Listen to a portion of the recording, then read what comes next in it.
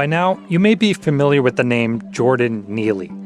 Protesters in New York City have been chanting his name ever since the young black man was put in a chokehold and died on a subway train earlier this month. They demanded the man who put Neely in that chokehold be held accountable. And on Friday, after days of waiting, there was movement. Manhattan District Attorney's Office says they will charge 24-year-old Daniel Penny with manslaughter. Now, Marine veteran Daniel Penny turned himself in to authorities and was arraigned on a charge of second-degree manslaughter. His attorneys say Penny risked his own life and safety for the good of his fellow passengers and could not have foreseen Neely's death. However, a witness said Neely didn't hurt anyone and wasn't armed.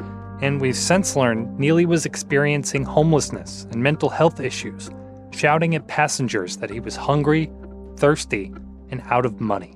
If he didn't have the intention of killing Jordan Neely, I believe that at the least he did not have consideration for his life because he was poor, homeless, and black. And Neely's death has reignited a conversation about the overall crisis of homelessness in this country. Public intolerance for panhandling and tent cities is helping fuel a debate over safety and poverty in America's largest cities. And that has advocates for the unhoused asking, does pushing the problem out of view actually solve the problem? My guest this week is CNN's Gabe Cohen. He's going to take us to Phoenix, where a judge's ruling to clear a huge homeless camp could provide a template for other cities while leaving hundreds of vulnerable people in limbo. From CNN, this is One Thing. I'm David Ryan.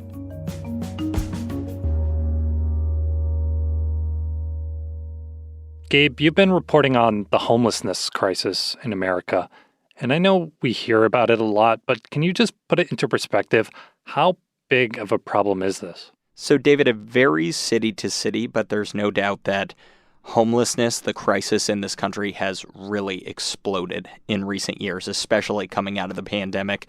So many cities right now are facing a housing crisis, and more people are ending up on the street. Of course, so many of the images we've seen with regard to homeless encampments are in cities along the West Coast, cities like San Francisco, Seattle, Los Angeles, which is home to Skid Row, the largest homeless encampment in the country. Right. And we've also seen homelessness become more polarized and politicized. More states are passing laws to ban public camping, really trying to clear it from public view. And so with all of that as context, that's what brought us to Phoenix, a city that is really struggling to deal with the homelessness crisis there. It has now one of the largest homeless encampments in the United States in downtown Phoenix, but it's about to be cleared out. And so we wanted to get on the ground in Phoenix to see what that looked like. And so what'd you find? Good morning. How you doing? So what we found is a massive, sprawling encampment, about a mile long.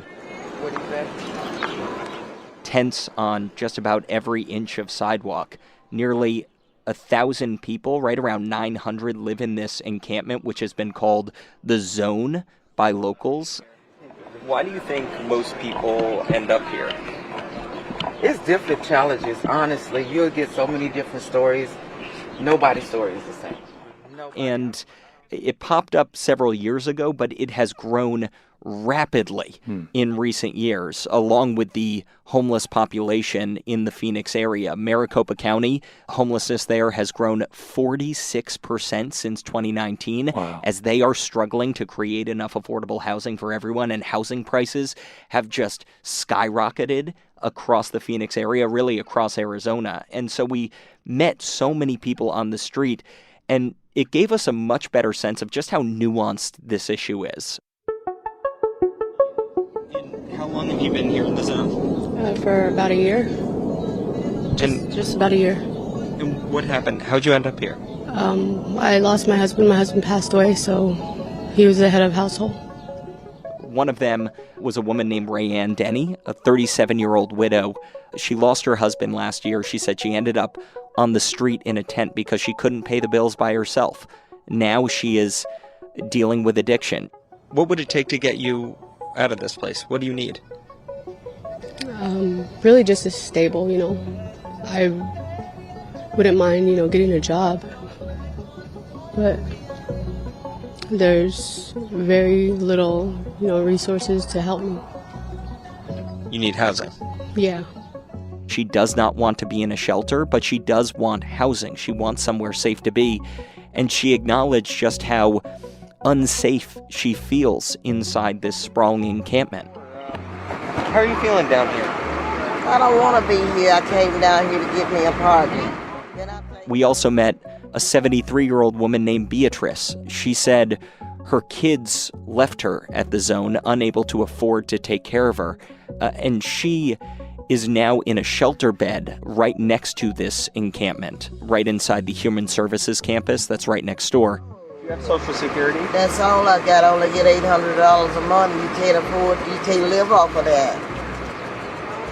What can you do with $800 a month? Some people live off $800 a week. I'm trying to go back to school to get my GED so I can get a job, get myself in. And she told me that she gets about $800 every month in Social Security, and yet it is not enough to afford rent. And so she feels like her safest option is a shelter bed. What you won't hear from a lot of people there is a feeling that this is a safe space. People acknowledge that there is human waste all over the ground. There is garbage everywhere. There are a lot of police calls to this area.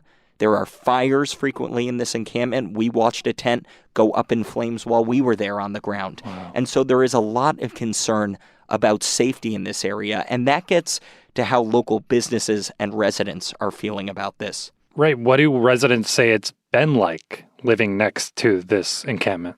They're struggling with it. And what we have seen is a massive pushback from business owners and residents who feel like this is a public nuisance and the city is not doing enough to deal with it. And so what we saw in Phoenix is a lawsuit filed by these neighbors of the camp that said that the city has not done enough, has not done its duty to abate the nuisance that is the zone. No one can help us. So what are you experiencing day to day? Talk me through. Oh, gosh. What's happening here? Sure. And you never know what you're going to experience. We start on a Monday morning with a knot in our stomach because we don't know what we're going to come up to at our business.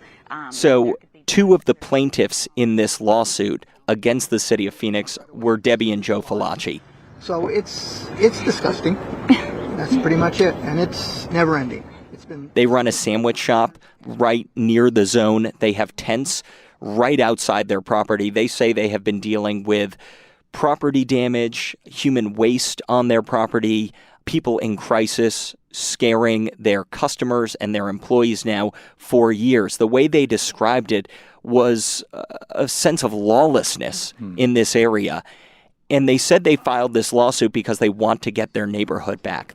But what's the goal? You want it swept? You want it cleared? What's the... Personally, I want it out of here. We want our neighborhood back. We want to feel safe when we come to work. We want our employees to feel safe when they come to work. We want our customers to feel safe when they come into our business. And they won. The judge sided with them in this lawsuit and ordered the city of Phoenix to clear this camp in the next couple months. It is a very unique situation. As I mentioned, we've talked about states that are passing laws to clear encampments. This was different. This was a lawsuit brought by residents and business owners who said enough is enough. Oh, so people just not even waiting for laws. They're saying, this is a nuisance. I feel unsafe. My business is being harmed. So get this out of here, basically. Exactly. And so the question is, will more people in other cities say, let me file a very similar lawsuit and see if I can get a judge here to agree and force the city to clear the camp?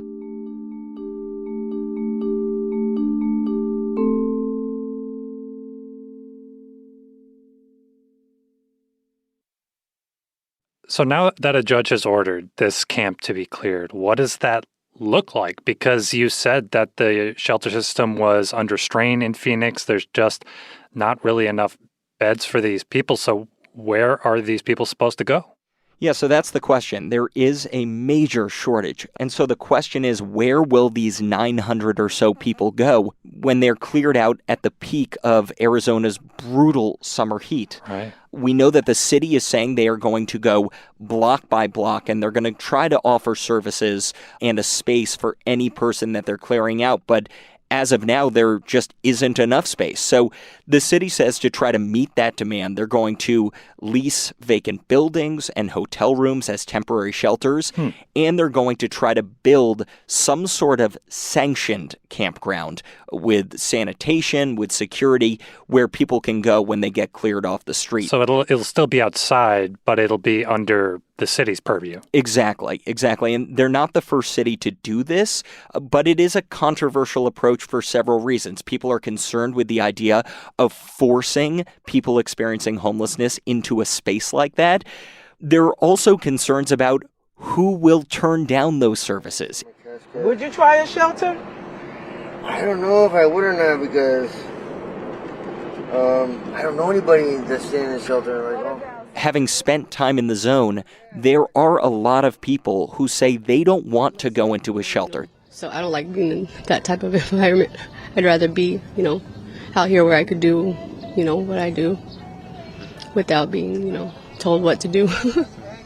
They want housing, but they're not comfortable with the rules and the curfews that go along with a large shelter. And so there is major concern that people aren't going to all accept these services. And what you're going to have is a lot of people who are currently living on the street just moving down the road into other neighborhoods where we're going to see more camps popping up, where they're going to be more isolated from services, and they're going to potentially be in more dangerous situations. Like it's out of the view of the public eye, but the homelessness continues. Exactly. It's this concern about invisible homelessness. Advocates are saying this is just going to increase the amount of invisible homelessness in a city like Phoenix, where people are struggling in the shadows, where they can't be seen. And what that could mean is more people get sick and end up in the emergency room, or perhaps more people even die. More than 700 people experiencing homelessness died in Maricopa County last year. Wow. That is a massively troubling number, especially as Phoenix tries to grapple with this problem that's only growing. Last year, more people became homeless in the city of Phoenix, not less. Wow. And broadening it out to other cities around the country that are dealing with similar problems, is there any kind of long-term fix here? Because when I listen to what you're saying and to the conversations you've had with people in the zone, the thing that kind of runs through all of this to me is the idea of affordable housing and just the physical spaces that are not affordable to a big chunk of people in these vulnerable situations. So, like, how are people grappling with this? Well, you hit on it there. In short, most advocates will tell you a housing-first approach is the only proven approach to start making a dent in homelessness across this country, that we need to start building more housing now. And unfortunately, it's been met with a lot of pushback in cities across this country, a lot of people who don't want affordable housing in their area. And we know that most cities are just not building enough affordable housing right now. But you can't build your way out of this with shelter beds. If the city does come in and sweep this place in the next couple months, what will that mean for you? Okay. It'll mean I have nowhere to live. We spoke with a young woman named Stephanie Powell. She says she hasn't been able to work in a while because of medical issues, dealing with fibromyalgia, dealing with neuropathy, and she's ended up in a tent inside the zone. I can see the emotion in your eyes talking about it. What is that? Fear, anxiety, worry. I don't want to wind up having to walk the streets again. She fears, as the city comes to clear the camp, that she's going to end up roaming the streets again, as she did when she first ended up homeless. She fears that that's going to leave her in a far less safe situation. Just because you clean out an area doesn't mean that you wipe the problem away. It's still there. She feels that this initiative to clear away the camp is not to fix homelessness, not to help people like her, but simply to make them less visible, simply to push them to areas where the problem won't be seen. We're not all strung out on drugs. I know several people who live out in these tents who have jobs, legitimate jobs. But the cost of living is just too high for us. She told me, help us find housing. Help us find somewhere where we can stay permanently. We don't want to live in this situation. But at this point, it feels to her like it's falling on deaf ears. Gabe, thank you so much. Thank you.